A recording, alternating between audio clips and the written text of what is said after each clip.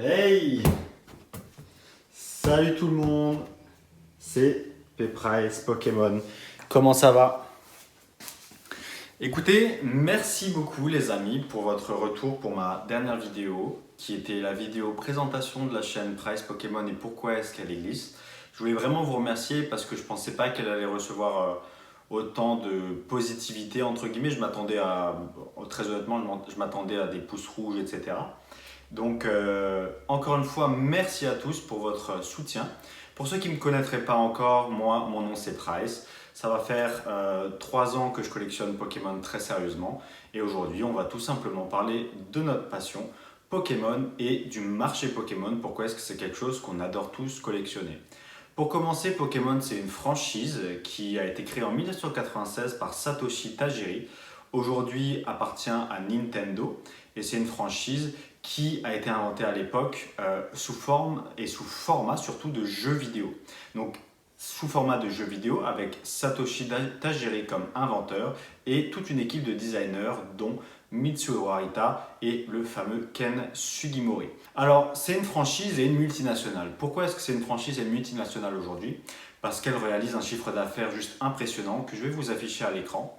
Et on est tous ici pour savoir pourquoi est-ce que Pokémon on adore, pourquoi est-ce que Pokémon c'est quelque chose qui nous passionne, c'est quelque chose qui tout simplement crée une forte demande chez des personnes, c'est ce qui nous pousse à acheter, c'est ce qui nous pousse à retrouver notre nostalgie de l'époque. Et eh bien, écoutez, on est parti pour l'explication d'un marché. Alors Pokémon, c'est un marché tout simplement parce que d'un côté, on a des vendeurs ici présents, un petit Pikachu vendeur, voilà, et des acheteurs représentés par cette magnifique gemme. Un marché, c'est un endroit dans lequel se retrouvent et des vendeurs avec des acheteurs pour échanger leurs valeurs marchandes. C'est vraiment complètement con et vous allez trouver plein d'explications économiques complètement connes, mais il faut savoir que les financiers se cachent derrière des explications et des termes compliqués pour finalement expliquer des choses très simples. On rajoute à ça tout ce que font les médias aujourd'hui pour créer un espèce de brouillard sémantique complet pour vous perdre et vous vous retrouvez avec un marché, un endroit où des acheteurs et des vendeurs s'échangent des choses. Tout simplement. Pokémon aujourd'hui, c'est vraiment quelque chose qui nous passionne. Et pourquoi est-ce que ça nous passionne? Parce qu'en 1996, quand ça a été inventé au Japon et quand c'est arrivé ici en France en 99, le jeu de cartes à collectionner, c'est ce qui nous intéresse majoritairement ici, puisque c'est ce que je collectionne en priorité, a juste fait exploser tous les compteurs. C'est vraiment quelque chose qui a créé une demande extrêmement forte et c'est pourquoi est-ce qu'aujourd'hui, des acheteurs, des gens qui ont notre âge, entre 25 30 ans, qui ont connu cette époque, aujourd'hui, avec un portefeuille beaucoup plus important, ont envie de se faire plaisir, d'acheter des objets, de les collectionner. Collectionner, qu'est-ce que c'est finalement? Collectionner, c'est vraiment s'approprier, c'est acheter des choses et les garder. Les garder, pourquoi? Parce qu'elles nous tiennent à cœur, parce que c'est la passion, encore une fois, c'est ce qui crée le lien autour de cet univers Pokémon, c'est ce qui fait qu'aujourd'hui on partage tous cet univers commun, cet univers collectif et qui fait que d'autres franchises telles que Star Wars, Le Seigneur des Anneaux, Le Hobbit et vraiment plein de choses des jeux vidéo font qu'aujourd'hui on a tous une culture commune, une base commune et ce qui nous donne envie de racheter des objets de quand on était plus jeune.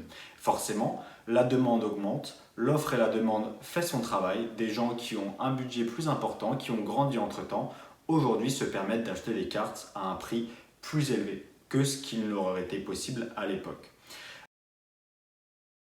Le marché de Pokémon, c'est vraiment quelque chose qui est en plein essor. Vous l'avez vu ces derniers temps avec, pour ceux qui collectionnent, une augmentation en flèche des prix. Et ça, c'est tout simplement dû à la demande. C'est tout simplement dû à la demande qui est plus importante que l'offre. Et donc, il y a beaucoup plus de petits acheteurs ici avec leurs gros billets, leurs gros gemmes, leurs gros diamants que de petits Pikachu. Donc, il se crée un phénomène très commun, c'est-à-dire qu'il y a forcément plus de personnes capables d'acheter le petit Pikachu et plus la personne qui est capable d'acheter le petit Pikachu a de l'argent et plus le petit Pikachu va se vendre à un prix important. Voilà, donc tout simplement c'est l'explication pourquoi est-ce que Pokémon est vraiment un univers qu'on adore tous collectionner. Aujourd'hui il doit y avoir 3570 Pokémon, quelque chose comme ça. Mais ils ont tous leur identité propre et comme dit le premier générique de la saison 1 Pokémon, attrapez-les tous.